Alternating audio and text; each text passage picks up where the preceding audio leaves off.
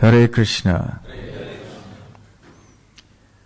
So starting today for 3 days, we'll be speaking about Lord Chaitanya's visit to Vrindavan, his journey to Vrindavan in brief, and also his travels within Vrajabhumi.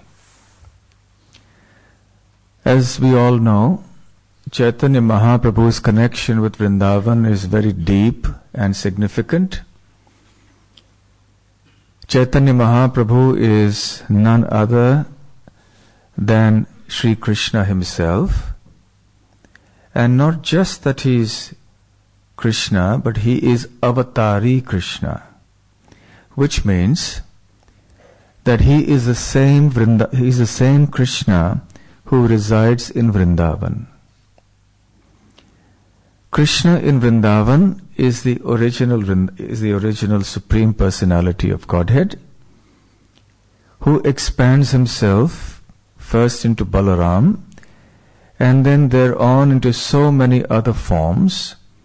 They are all four-armed forms who are present in Vaikuntha, in the different Vaikuntha lokas, the planets there. So they are called avatars or expansions of Krishna. But Sri Caitanya Mahaprabhu is not an avatar in the sense that he is not a four-armed expansion of the Lord, but he is directly Avatari Krishna. Krishna in Vrindavan is called the Avatari. He is a source or the origin of all the avatars of the Supreme Lord. So Mahaprabhu is a self-same Avatari Krishna.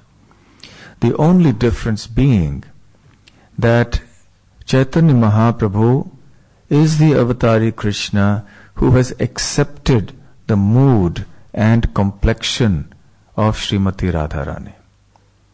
In other words, Sri Caitanya Mahaprabhu is Krishna in the Vrajabhav or the mood of Vrindavan of a devotee, and specifically of Srimati Radharani, and even more specifically the mood that Srimati Radharani exhibited when Uddhava visited Vrindavan from Mathura.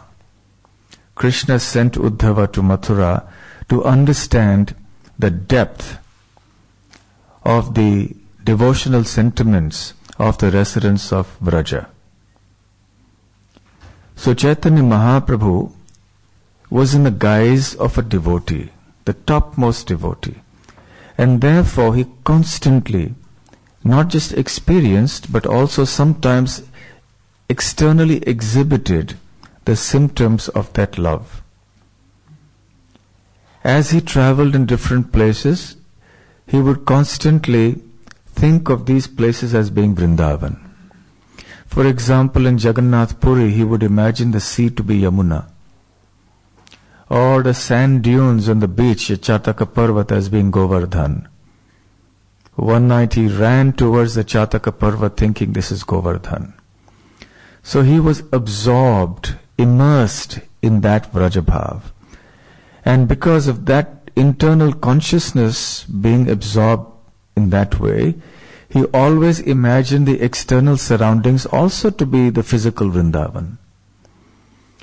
In a higher sense, Vrindavan is a state of consciousness. And Mahaprabhu was always in Vrindavan. But also there is a physical place called Vrindavan. And Mahaprabhu used to imagine every place to be Vrindavan because he was in that state of consciousness. And this is an important lesson for us. That if we also always remember Krishna, then we are in Vrindavan. Srila Prabhupada said that actually. That if you always think of Krishna, then you are in Vrindavan. So then perhaps as we walk down central London and see the skyscrapers, we may think, oh, this is Govardhan. So therefore Mahaprabhu's connection to Vrindavan is very, very significant. And that being so, actually he is the very means for us, and the end also, for us to attain Vrindavan. We cannot understand Vrindavan, Krishna in Vrindavan, Krishna's associates in Vrindavan, the pastimes of Vrindavan, without Caitanya Mahaprabhu. Caitanya Mahaprabhu has come here to reveal Vrindavan to the world, because he lives Vrindavan. And what about Vrindavan has he come to reveal? Specifically, he has come to reveal a certain mood which is called the Unnata Ujjvala Rasam, that most elevated rasa of the love of the gopis for Krishna. But in general, he has come to reveal Vrindavan. Till Caitanya Mahaprabhu's advent, mostly the avatars of the Lord exhibited, or they taught, or they invoked in the hearts of devotees the love of Vaikuntha, which was a love of the Lord that was imbued with a spirit of awe and reverence. But in Vrindavan, as we all know, awe and reverence are conspicuous, as they say, by their absence. There is no awe and reverence in Vrindavan. Nobody in Vrindavan considers Krishna as God. They love Krishna not because he is God, but in spite of his being God.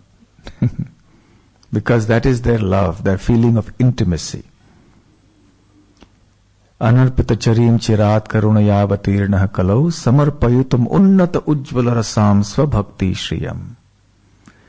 So Kaviraj Goswami says that Caitanya Mahaprabhu, or Krishna, has come as Caitanya Mahaprabhu to give something that was never before given by any other avatar of Krishna, or which had not been given for a long, long time.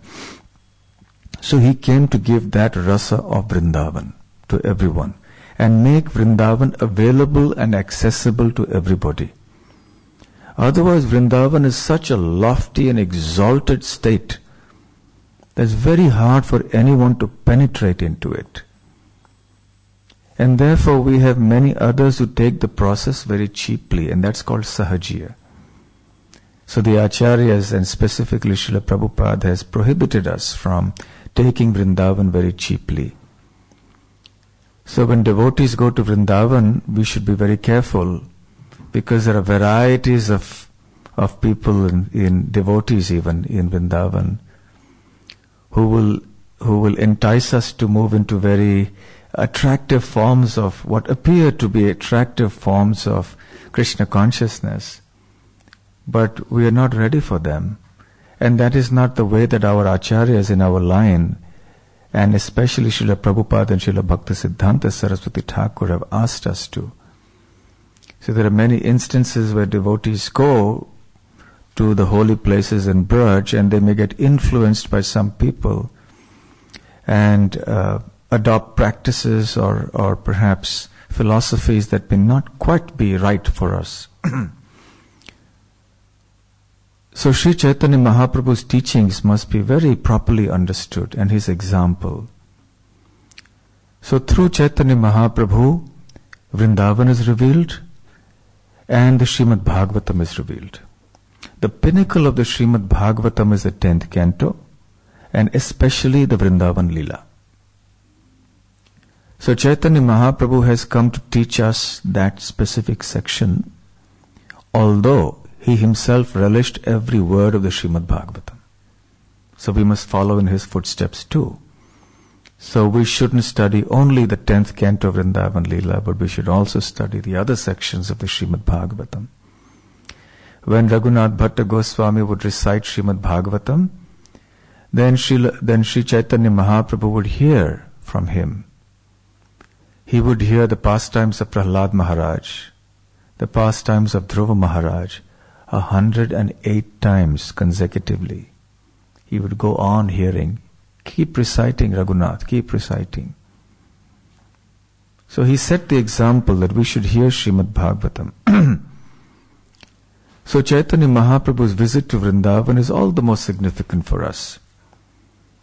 Chaitanya Mahaprabhu, interestingly, tried to go to Vrindavan 3 times. The first 2 attempts were unsuccessful, by his own arrangement, of course. He is the Supreme Lord. Who can stop him from doing what he wants to do? So by his own will and arrangement, the first two attempts were unsuccessful, and the third attempt was successful. Let's talk briefly about the first two attempts which were unsuccessful. Before Caitanya Mahaprabhu became known as Caitanya Mahaprabhu, his sannyas name was Sri Krishna Chaitanya. He was known as Nimai, and because he was so scholarly, even as a young boy, as a teenager, he was called Nimai Pandit. Pandit meaning a scholar. And he had acquired a formidable reputation as a debater and as a scholar. And the greatest scholars in Navadvip wouldn't dare to come in front of him because he would defeat everyone effortlessly. However, there was one great devotee who was able to defeat him. And Caitanya Mahaprabhu or Nimai Pandit was very happy to be defeated by him, even in his phase as an apparently arrogant scholar. And that great devotee was Ishwara Puri. Later on, Mahaprabhu went on to take initiation from him. So Ishwara Puri came to Navadvip sometime after Nimai Pandit's marriage to Lakshmi Priya. And he stayed there for a while. He came to Advaita Acharya's house. Advaita Acharya initially didn't recognize him, but understood by seeing his symptoms that he was a very exalted Vaishnava. And then gradually the devotees began to understand how glorious a devotee Ishwara Puri was. He was a disciple of Madhavendra Puri.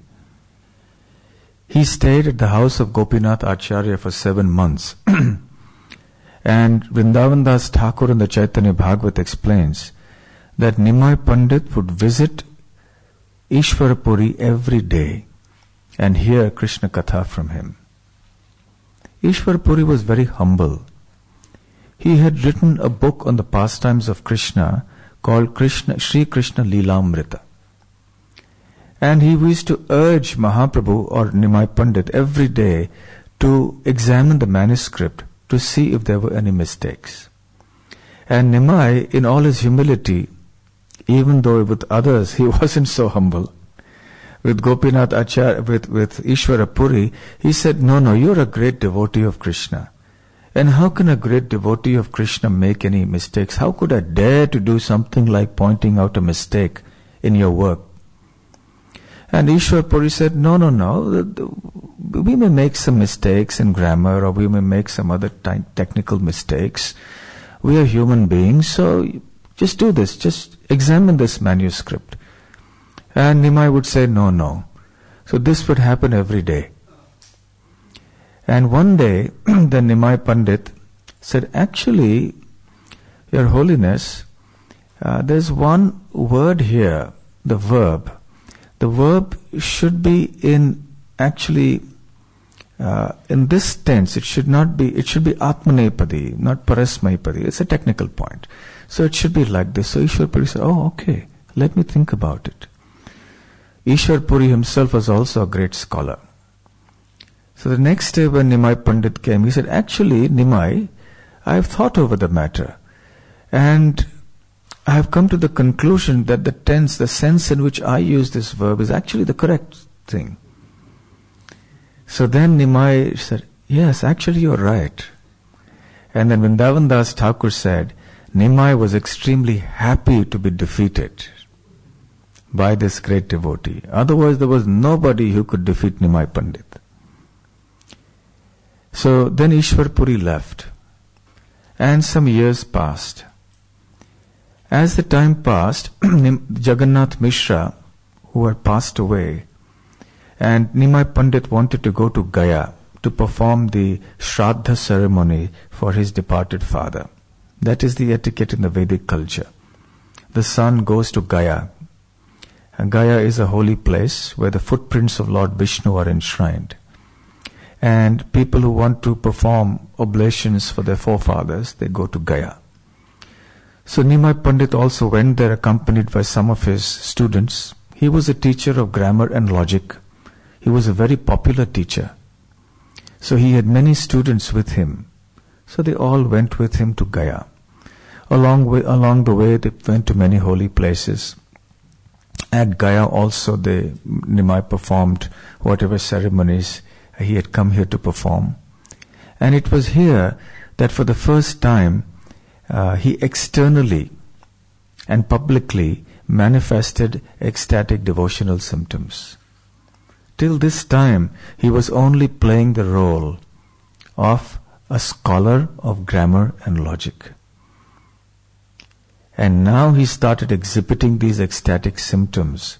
And his students, Brahmana students, were bewildered. They didn't know what was happening to him. And then he met Ishwarapuri again, who also happened to be visiting Gaya at the same time. And they had a wonderful time together. And Nimai Pandit served him like a menial servant. He cooked for him. He massaged his lotus feet, and so on. And before Ishwarpuri left Gaya, Mahaprabhu begged him for initiation. And Ishwarpuri actually initiated him there in Gaya.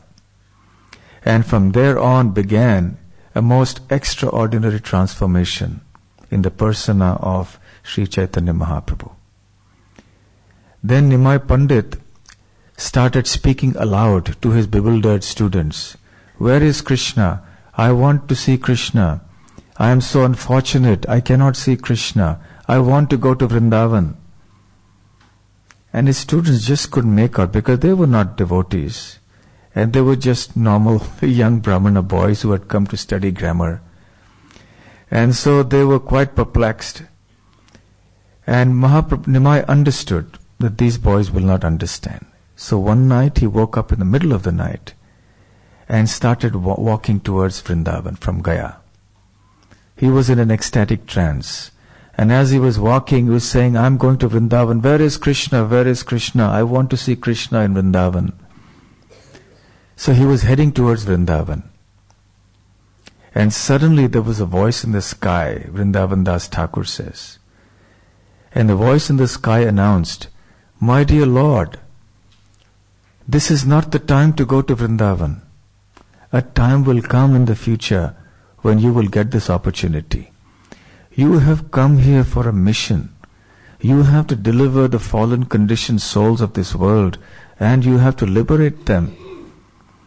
If you go now to Vrindavan, your mission will not be accomplished. Please go back to Navadvip. We beg you, we are your servants. And we are very concerned that your purpose for which you have advented should be fulfilled. So who were these servants? The demigods. The demigods were very keen that Nimai Pandit's mission should be accomplished. So they reminded Mahaprabhu, Nimai, you are the Supreme Personality of Godhead, don't you remember? Because Nimai Pandit was playing the role of a devotee. He was not in the mood of the Lord at that time. So then he remembered, oh yes, actually I am the Supreme Lord. I am God. So in this world we need to be reminded, you are not God. And then we remember, oh yes, I have such a toothache, actually I can't be God. So Nimai Pandit then halted and he came to external consciousness. And then, along with his friends, he returned to Navadvip. So that was the first unsuccessful attempt to go to Vrindavan. Then, of course, after a while, Nimai Pandit took sannyas in Katwa. And he wanted to go to Vrindavan. But his mother requested him to go to Puri. Because she said Vrindavan is very far away from here, from Navadvip, and we won't be able to see you. Whereas if you stay in Puri, then that's not so far away. And Vrindavan and Puri are like two rooms of the same house. So is Navadvip. So if you go to Puri, then you will be close to us and we can see you. So Mahaprabhu agreed. And then he went on to reside in Jagannath Puri. And every year, in the Chaturmasya period, the rainy season, the devotees from Bengal would come to Jagannath Puri to get the association of Mahaprabhu. So this happened for 3 years in a row. Then after the third year, when the devotees had left, then Mahaprabhu decided to go to Vrindavan once again. He announced to the devotees, I am going to Bengal. So he set out for Bengal. And Gadadhar Pandit and Ramananda Rai and all his associates wanted to come with him. He tried to forbid them, but they didn't listen. They came with him. Finally, he succeeded in sending them back from different places along the way. Gadadhar Pandit had even taken a vow to remain in Puri and never step out. Such a vow is called Kshetra Sannyas, where a person takes a vow to never leave a particular holy place. And he stays there, and come what may, he will not leave. So there are some people who take such a Kshetra Sannyas vow for Vrindavan. They take a vow never to leave Brajabhumi. Or even if they leave, they come back by evening. So they must spend the night over there. But nevertheless, when Mahaprabhu asked him to go back and said, you will break your vow of Kshetra Sannyas, so Gadadhar Pandit said, to hell with my vow. Wherever you are, that is Puri, that is Vrindavan. So I don't care about this vow. So Mahaprabhu said, no, it's not proper. You go back. So finally he persuaded him to go back to Jagannath Puri. And anyway, so Mahaprabhu went via Cuttack.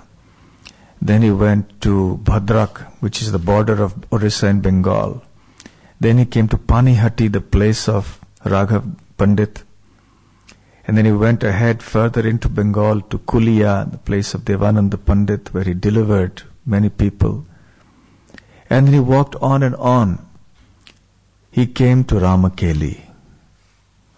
Now, Mahaprabhu had announced to the devotees that he is going to Vrindavan through Bengal because he had two purposes. One was to take darshan of Mother Ganga, and the other was to take darshan of Mother Shachi, his own mother. So he went, as he was walking, he reached Ramakeli. Ramakeli was a place famous for what? Does anyone know? Rupa and Sanatan Goswami. So Rupa Goswami and Sanatan Goswami were living there as ministers of the Muslim king. And they were known as Dabir Khas and Sakar Malik. They even got Muslim names because they were serving the Muslim king. So Mahaprabhu reached there, and this was the turning point for Rupa and Sanatan Goswami. They came privately to meet him in a solitary place, and Mahaprabhu gave them the names Rupa and Sanatan. And he gave the youngest brother Vallabha the name Anupam also.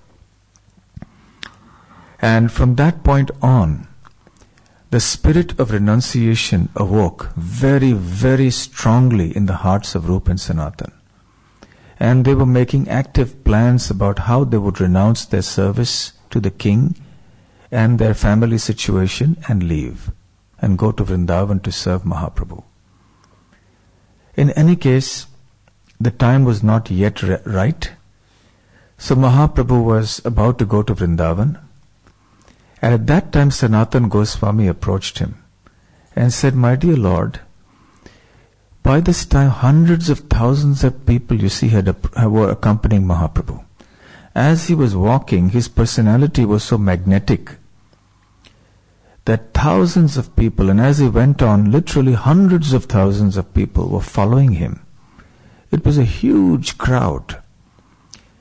And they were all along with him, so much so that Mahaprabhu himself narrated later on when he returned to Jagannath Puri that I practically didn't have place to walk on the roads because there were so many people. And Sanatan Goswami saw this, and when he heard that the Lord desired to go to Vrindavan, he said, my dear Lord, you are the supreme independent personality of Godhead, and how can I have the audacity to give you any advice? But nevertheless, because you are playing the role of a devotee, So I wish to submit something to you. So Mahaprabhu said, yes, Sanatan, tell me. He said, Vrindavan is a very solitary place. It's meant for bhajan. And here there's hundreds of thousands of people with you. It doesn't look quite right for you to go to Vrindavan in such a big group. So when you go, please go alone. So Mahaprabhu later narrated that I didn't pay heed to Sanatan's advice. I went ahead anyway. Then he went to a place called Kanai Natshala. So devotees who have gone to Parikrama in Mayapur, some of you may have gone to Ramakeli and to Kanai Natshala. Anybody has gone to Kanai Natshala from here? Okay, only 2, 3, couple of devotees. It's a very beautiful place, up on a hill. Of course, the river has moved away quite a bit from what it used to be. And this is the place Caitanya Mahaprabhu actually saw Krishna playing the flute, and then Krishna disappeared. So anyway, there are these pastimes that took place. At Kanai Natshala, Mahaprabhu later narrated to the devotees, Shri Shri Radha Gokulananda ki jai, Shri Shri Sita Ram Lakshman Hanuman ki jai, Shri Shri Gaur Nitai ki jai. At Kanai Natshala, Shri Chaitanya Mahaprabhu began to deeply consider the advice of Sanatan. And he realized, actually Sanatan is right. I should not be going to Vrindavan like this. It's not good. It will set the wrong example. And then people will say, here is another impostor who has come with hundreds of thousands of followers. So Vrindavan is a solitary place. I should go alone, not even with any assistance. I should just go quietly on my own and then come back. So then he decided to go back to Jagannath Puri. And he went back, all the way back to Jagannath Puri, this time via Shantipur, the place of Advaita Acharya. Actually, Mahaprabhu's purpose in leaving Jagannath Puri, ostensibly to go to Vrindavan, was actually to deliver Rupa and Sanatan. So even though he went on the pretext of going to Vrindavan, but he was in his mind, he knew internally his purpose was Rupa and Sanatan. And then later, of course, as you know, both Rupa and Sanatan left, and eventually they joined Mahaprabhu at different places. So anyway, Mahaprabhu was obliged now to return. So his second attempt to go to Vrindavan was also unsuccessful. So he came back to Jagannath Puri and narrated to the devotees the circumstances under which he was obliged to return, and how Sanatan Goswami's advice was actually very correct. And then he says, actually, it is my misfortune. I am so unqualified. I could not go to Vrindavan. And I think the reason I could not go to Vrindavan was that I forbid Gadadhar Pandit to come with me. And he was so eager to come to Vrindavan. And because I forbid him, then Krishna didn't allow me to go to Vrindavan. And Gadadhar Pandit clasped Mahaprabhu's lotus feet. He fell at his feet and said, my dear Lord, you are the supreme independent personality of Godhead. Who can stop you from doing anything? You can do whatever you wish. At the same time, it is our desire that now that the monsoon season is about to begin, please stay here and go to Vrindavan in the autumn season. Not now. Stay here for the 4 months of the rainy season. So then Mahaprabhu agreed, and all the devotees also were very happy with Gadadhar's proposal that Mahaprabhu should stay on here for another 4 months. So then again the devotees from Bengal came. They stayed for 4 months. And then at the end of it, when autumn came on Vijayadashami day, then Mahaprabhu said, okay, I'm going to Vrindavan. And this time I'm going alone. Nobody shall come with me. So he called Ramananda Rai and Swarup Damodar and said, I want you to happily give me permission to go to Vrindavan. If you're not going to be happy in giving permission, then I will not be happy. So this was the third attempt that Mahaprabhu was making to go to Vrindavan. When Mahaprabhu took sannyas, he was 25 years old. And he came immediately to Jagannath Puri. And this was the 4th year in succession that the devotees had come from Bengal. And after that he was leaving for Vrindavan. So Mahaprabhu must have been approximately a little under 30 years of age when his 3rd attempt to go to Vrindavan happened. So probably around the age of 30 he must have visited Vrindavan. So the devotees in Puri then came forward and said, "My dear Lord, we appreciate your sentiment that you want to go to Vrindavan alone. However, you said that you want to make us happy. You want us to give permission happily. So this is how we will give permission happily. Let one Brahmana accompany you. Because when you go through the forest or when you go through villages, you will need someone to cook for you. You will need someone to carry your cloth and your water pot with you. In the forest, when there's nobody to offer you alms, you will need someone to come and collect spinach and so on, vegetables from the forest paths. So please allow at least one Brahmana to travel with you." So Mahaprabhu considered the matter and said, "All right, but he should have a peaceful mind." Because earlier when he went to South India, he had another assistant called Kaliya Krishna Das, who was kidnapped by some gypsy women, or rather he allowed himself to be kidnapped by the gypsy women. And even though he was in the physical association of Mahaprabhu, but he got distracted. So you see, even if you're in the personal association of Krishna, you can sometimes fall away. This is the nature of this world. So therefore, that was Mahaprabhu's implication. I want someone with a peaceful mind, not someone like Kala Krishna Das who will go away with gypsy women. So then they said, no, we have somebody for you. We have somebody. And the second thing Mahaprabhu said is that, well, yes, I want someone with a peaceful mind, and I also want somebody who is not my normal associate. Because if I take one associate of mine, the others will be unhappy. Why has Mahaprabhu taken him? Why not me? So we can see that even Mahaprabhu had all these diplomatic issues to consider. So practically how devotees lived in a community and all the issues that came up were also there in Mahaprabhu's time. You see. So then Ramananda Rai and Swarup Damodar said, "My Lord, we have the perfect solution for you. There is this devotee Balabhadra Bhattacharya. We have considered him very closely for a while. He has a very peaceful mind. He has great love for you.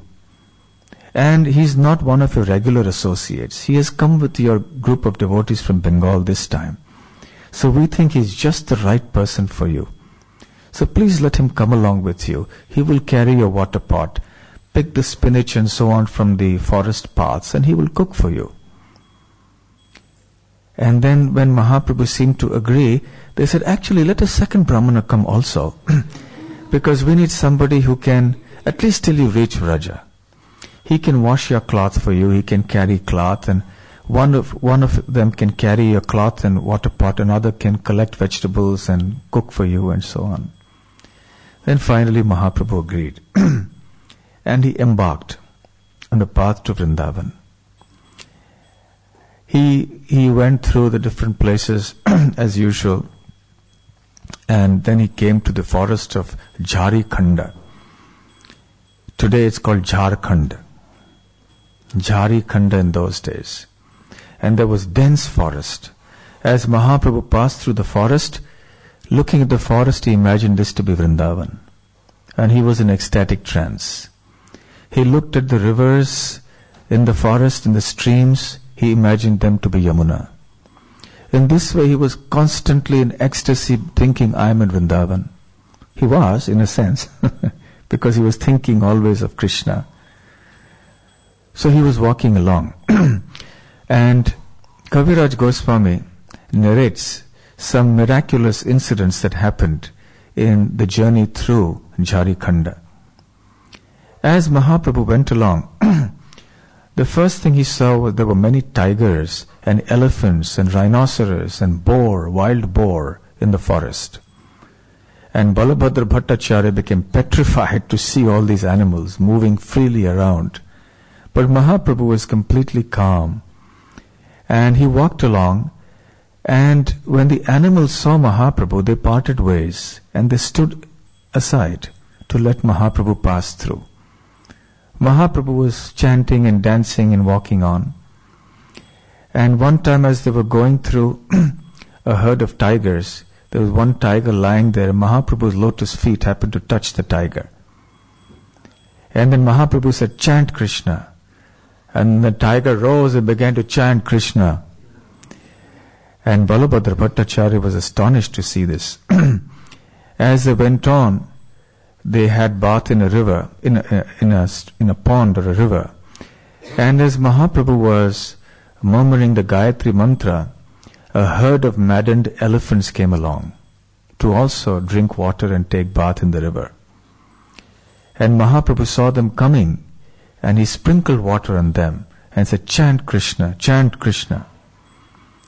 So the elephants, right in front of Balabhadra Bhattacharya's astonished eyes, began to jump and dance and chant Krishna, Krishna. And Balabhadra was really struck with wonder.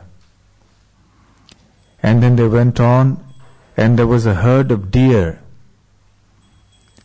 that milled around Mahaprabhu in large numbers. Mahaprabhu remembered different verses from the Srimad Bhagavatam, especially from the 21st chapter, the Venu Geet, the song of the flute, in which the gopis also chanted about the good fortune of the deer and the doe in Vrindavan, because they would come up to Krishna when Krishna would go out to graze cows in the forest, and they would mill around Krishna, and they would lick his body, they would smell the fragrance of his body, they would have their eyes, their gaze fixed on Krishna's transcendental body. So Mahaprabhu remembered those verses and began to chant them.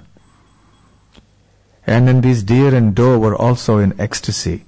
And Balabhadra Bhattacharya was just watching this, completely astonished.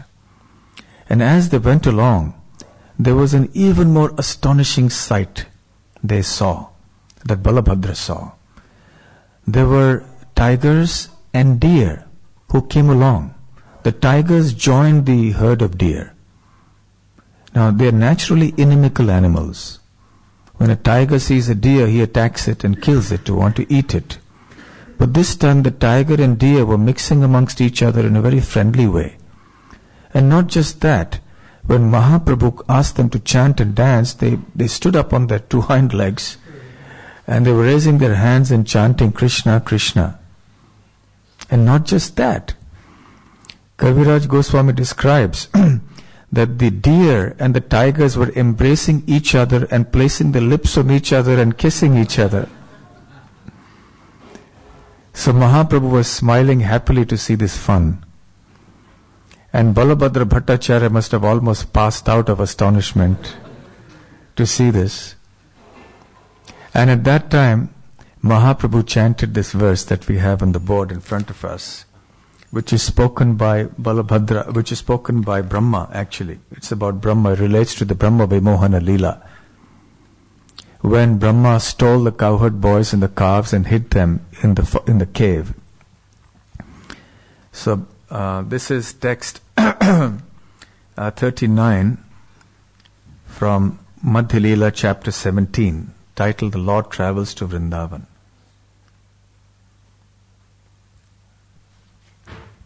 Srila Prabhupada's translation. Vrindavan is the transcendental abode of the Lord. There is no hunger, anger, or thirst there.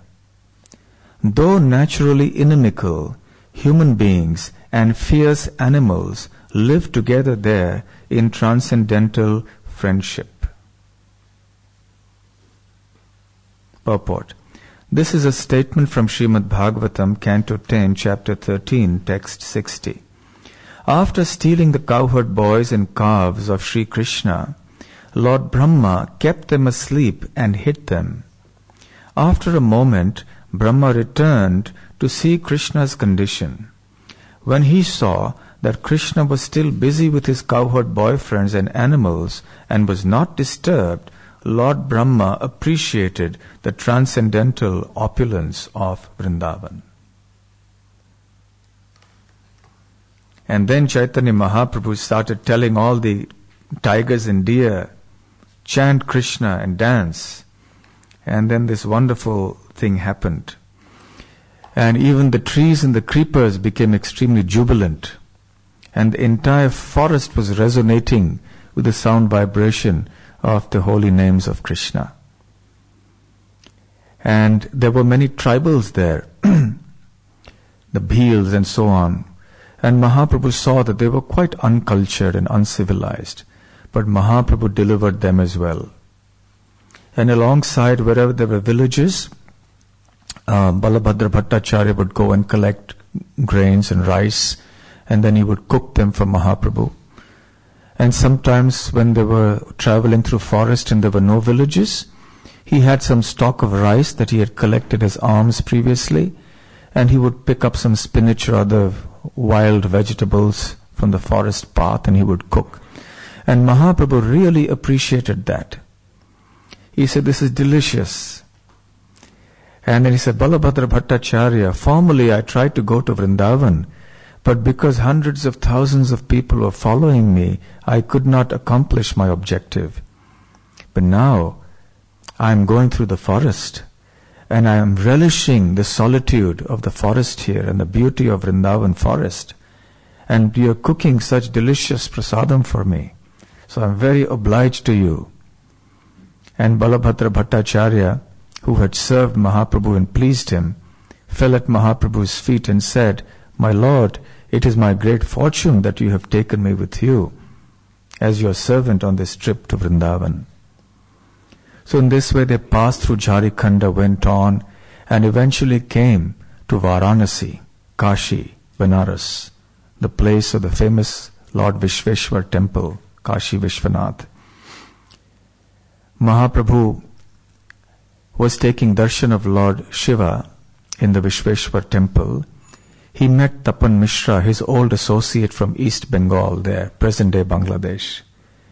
When Mahaprabhu met Tapan Mishra in East Bengal, he was still playing his role as a scholar of grammar. But confidentially, he had instructed Tapan Mishra to chant the Hare Krishna Mahamantra. So actually, Mahaprabhu had begun his preaching even before the transformation at Gaya. That was only to Tapan Mishra, nobody else. And he had instructed him, "You go to Varanasi, and I'll meet you there later." And now the time came.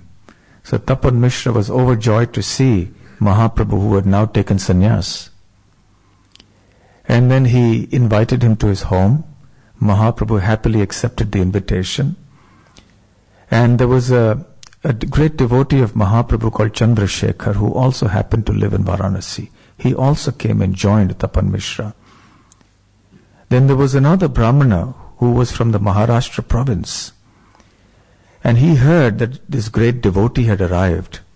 And he went and spoke to Prakash Ananda Saraswati, who was a leader of the Mayavadi sannyasis in Varanasi. Varanasi is the capital, is the headquarters of Mayavadis in the world. If you want to see, actually better not. If you want to see, the real Mayavadis, they are for real. They are there. You'll know what Mayavadis are and why Mahaprabhu forbade devotees from meeting the Mayavadis. They are something else. So this Maharashtra Brahman, he went and told the leader, Prakash Ananda Saraswati, such and such devotee has come. His name is Sri Krishna Chaitanya. So Prakash Ananda said, yes, I know about this Chaitanya. And he's a sentimentalist. He just dances on the streets and chants with the ordinary common populace. And he doesn't study Vedanta. All of you shouldn't go and associate with him. So the Maharashtra Brahmin was very unhappy and pained to hear this criticism of Caitanya Mahaprabhu. So he went back and spoke to Mahaprabhu and said, "My Lord, I spoke to this sannyasi, Prakashananda Saraswati, because I wanted them to have your association. But he was criticizing you. Actually, he called you Chaitanya. He didn't use the word Krishna even once. He mentioned your name as Chaitanya thrice, but not once did he use the word Krishna. So why is he so inimical, and why is he unable to chant the name of Krishna? So then Mahaprabhu smiled. He said, don't worry. I have a load of baggage to carry, love of Godhead. And I've come here to sell it to the different customers. But these are going to be tough nuts here, tough customers here in Mayavad. But nevertheless, I will on my way back from Vrindavan. Don't worry.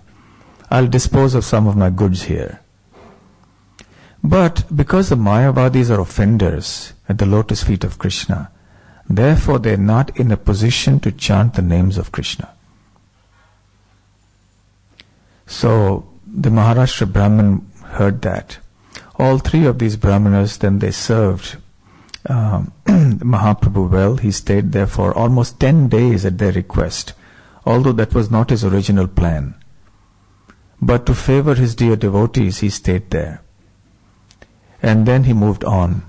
Then he went to Prayag, the confluence of the Ganga, the Yamuna, and the Saraswati. So, of course, in Varanasi, Mahaprabhu also had darshan at the Veni Madhav or the Bindu Madhava temple. It's a very old temple, a small one. I visited that when I went to Varanasi. And there's still descendants of those Maharashtra Brahmins who stay there. They must have come several centuries ago over there. It's a beautiful temple, but very small. So anyway, Mahaprabhu then went ahead to Prayag. There's another Bindu Madhava temple there. He had darshan there. He took bath in the confluence of the Ganga, Saraswati, Yamuna. And then further he walked on. Eventually he reached Mathura. And what happened ultimately after his arrival in Brajabhumi, in Mathura, and then onwards in the other parts of Vraja, we'll discuss tomorrow and day after. Hare Krishna. Is there any question?